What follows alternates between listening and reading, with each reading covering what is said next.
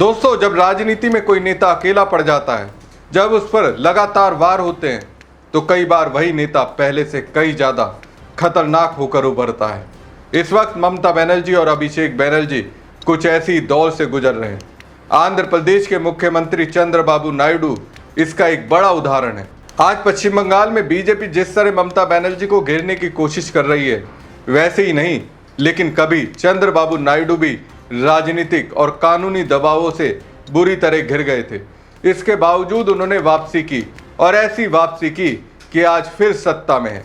ममता बनर्जी की राजनीति तो पहले से ही बेहद धारदार रही है। उन्होंने चुनाव हारे, झटके खाए, लेकिन अपने लंबे राजनीतिक जीवन में कभी झुकती हुई नजर नहीं आई।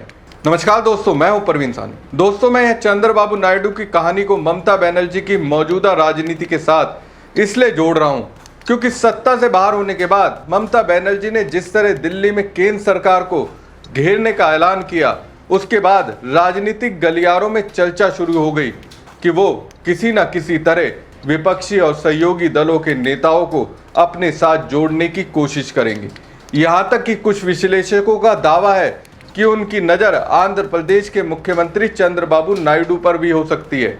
आखिर ये चर्चा क्यों हो रही है, इस पर भी बात करेंगे। लेकिन पहले समझते हैं कि जिस राजनीतिक दौर से आज ममता बनर्जी गुजर रही हैं, कभी उसी तरह के कठिन दौर से चंद्रबाबू नायडू भी गुजर चुके हैं। दोस्तों, पश्चिम बंगाल विधानसभा चुनाव के बाद से ममता बनर्जी की राजनीति को कमजोर करने की कोशिशों को लेकर लगातार चर्चा हो रही है। टीएमसी का आरोप है कि उसके नेताओं और कार्यकर्ताओं पर दबाव बनाया जा रहा है। हाल के दिनों में टीएमसी सांसद अभिषेक बनर्जी, कल्याण बनर्जी और पार्टी के अन्य नेताओं के साथ हुई घटनाओं को भी पार्टी इसी संदर्भ में देख रही है। वहीं दूसरी ओर टीएमसी के भीतर असंतोष की खबरें भी सामने आ रही हैं। पार्टी से निष्कासित विधायक ऋतवत बनर्जी और संदीपन शाह खुलकर बगावती तेवर दिखा रहे हैं।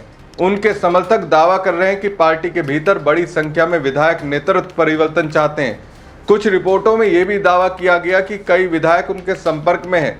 सत्ता से बाहर होने के बाद पार्टी के भीतर लंबे समय से दबा असंतोष सतह पर आता दिखाई दे रहा है। इस बीच ऋतवत बनर्जी के विधानसभा पहुंचने और नेता प्रतिपक्ष के मुद्दे पर चर्चाओं ने बंगाल की राजनीति में हलचल और बढ़ा दी है। बागी खेमे से जुड़े नेताओं का कहना है कि वो ममता बनर्जी के खिलाफ नहीं है, लेकिन विपक्ष के नेतृत्व में बदलाव चाहते हैं।